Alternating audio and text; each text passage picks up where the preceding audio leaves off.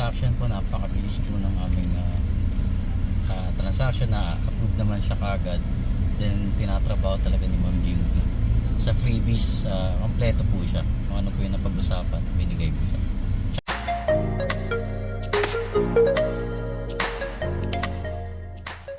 Hi guys! Welcome back to my channel. For today's video po, magre-release tayo ng Montero Black Series ni Ma'am Maricar Vale. So, ito po ang kanyang folder. Nakatouch po dito ang BSO, ang kanyang BR at ang kanyang invoice.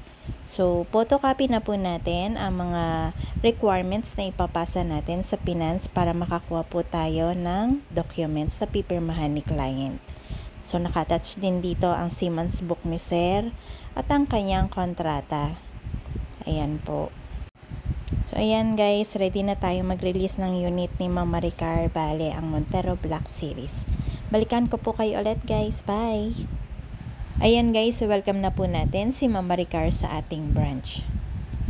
Nakuha ko na rin po lahat ng original requirements na dala-dala po ni client para po maipakita natin sa finance. And then, na-photocopy ko na rin po ito ng malinaw at colored para makakuha tayo ng documents. So, ayan guys, nag-start na po mag-sign ng documents si Ma'am Maricar at si Sir Ian. And then, sunod naman po natin ang cashier department para magbayad tayo ng down payment.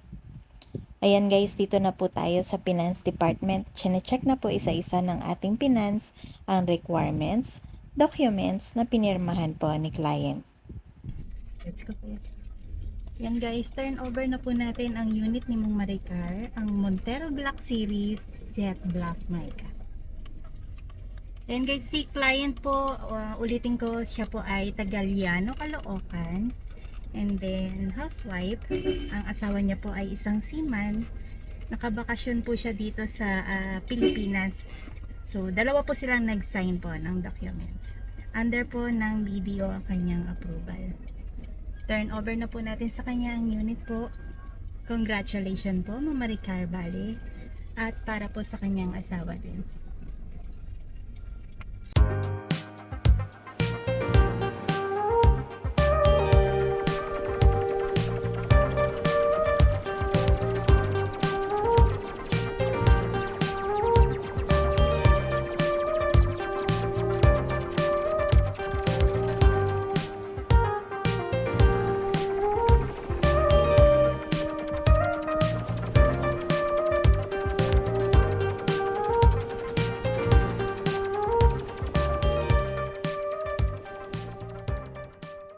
Guys, tapos na po ang release natin sa unit po ni Ma'am Maricar and Sir Ian sa Montero Black Series Jet Black Mica.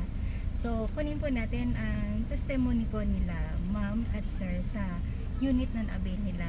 So, Ma'am, Sir, ano po masasabi niyo sa transaction natin and then sa mga previous na na-avail po natin? Ayan, sa transaction po, napakabilis po ng aming transaction na approve naman siya kagad. Then, tinatrabaho talaga ni Ma'am Jinky. Sa freebies, kompleto po siya. Kung ano po yung napag-usapan, binigay po siya. Tsaka nagbibigay siya ng alternative na kung sakaling gustong palitan yung freebies. At nakuha naman namin. Kayo po nga, ano po masasabi niyo? Kay Ma'am Jinky, thank you kasi napaka-attentive niya sa needs namin. Tapos mabilis lang talaga yung very very professional siya doon sa mga kailangan namin, kung anong kailangan i-submit. So, mas naging smooth yung processing ng aming application for auto loan. So, thank you. Ayun, Ma'am, Sir. Sa susunod na transaction natin for second unit, schedule po natin ulit yun, Ma'am. So, baka by next week, rilabas po natin ulit ang unit nyo. Maraming salamat po sa tiwala ninyo at sa pag-avail po ng sasakyan ninyo ulit. Maraming salamat po. Bye!